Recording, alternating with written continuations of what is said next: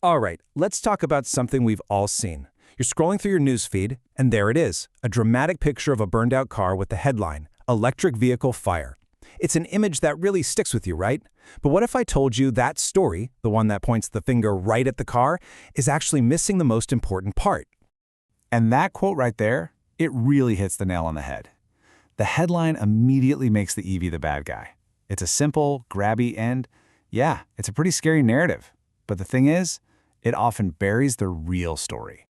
Yeah, you heard that right.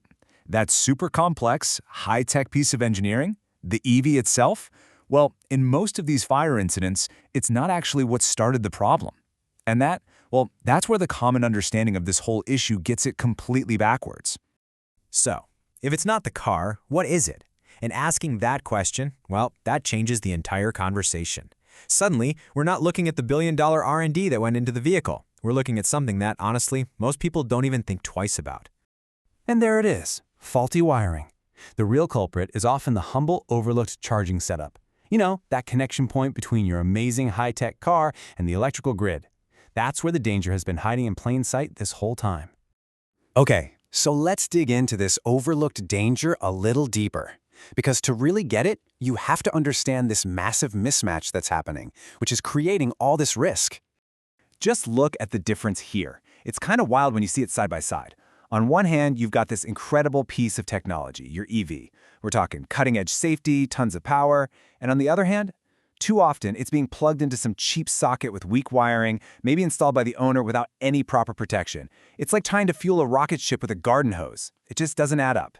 And here's exactly how that mismatch can turn into a total disaster. It's a simple but scary chain reaction. Step 1, your EV is thirsty for power, and it's pulling a ton of it for hours on end. Step 2, the wiring and the socket, they just weren't built for that kind of stress. So, step 3, they get hot, really hot. And when things get that hot, materials start to break down, you get a short circuit, and then you get a fire. It's a predictable and pretty dangerous domino effect. But you know, a fire is so much more than just a burnt car. The fallout, especially for the automakers, is huge. The real damage isn't just what you see in the flames, it's something way more valuable. So here's the kicker. Even if the car itself is perfectly fine and didn't cause the problem, guess who gets the blame? The car company, the OEM. They're the ones dealing with the warranty claims, the crazy expensive battery damage, and of course the public starting to think their cars are unsafe. But the biggest hit of all? It's the loss of brand trust. Once that's gone, getting it back is next to impossible.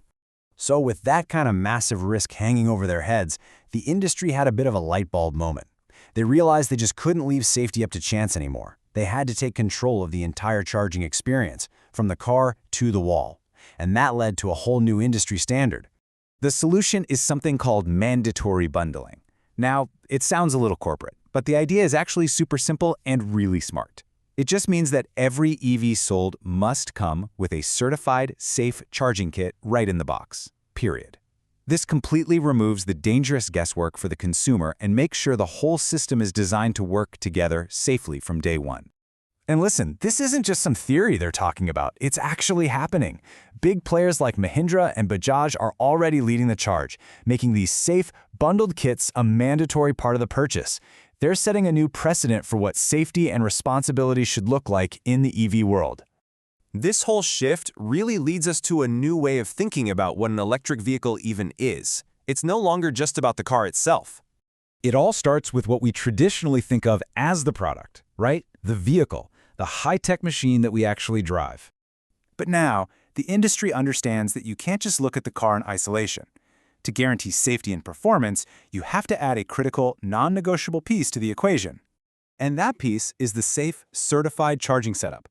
It's basically been promoted from an optional accessory to an absolutely essential part of the entire system.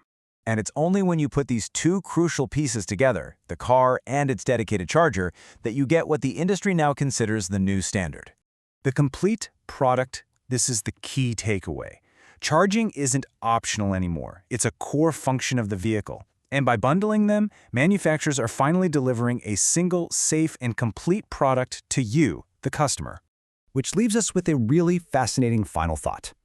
By defining the vehicle and its charger as one complete product, Has the industry finally settled that complex, tricky question of who's responsible when things go wrong? It really makes you think.